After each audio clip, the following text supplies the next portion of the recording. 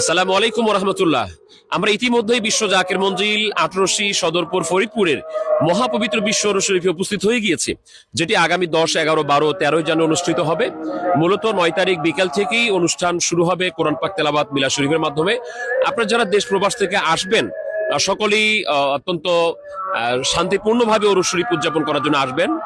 শীত বস্ত্র নিয়ে আসার বিষয়টি মাথায় রাখবেন। ইতিমধ্যেই মহাপবিত্র বিশ্ব ওরস শরীফের প্রস্তুতি অনেকটা সম্পন্ন হয়ে গিয়েছে। এটি হচ্ছে মূলত স্টেজ, যে স্টেজ থেকে কোরআন তেলাওয়াত, জিকির, আজকার, মিলাদ মাহফিল, ওয়াজ নসিহত অনুষ্ঠানগুলি পরিচালিত হবে। এরকম অসংখ্য মাঠ রয়েছে যেগুলি বিশ্ব জাকের মঞ্জিলকে ঘিরে কয়েক কিলোমিটার ধরে এটির মহা আয়োজন চলছে, যেখানে প্রায় 1 কোটি মানুষ একসাথে থেকে ওরস শরীফ উদযাপন করতে পারবে এরকম প্রস্তুতি রয়েছে।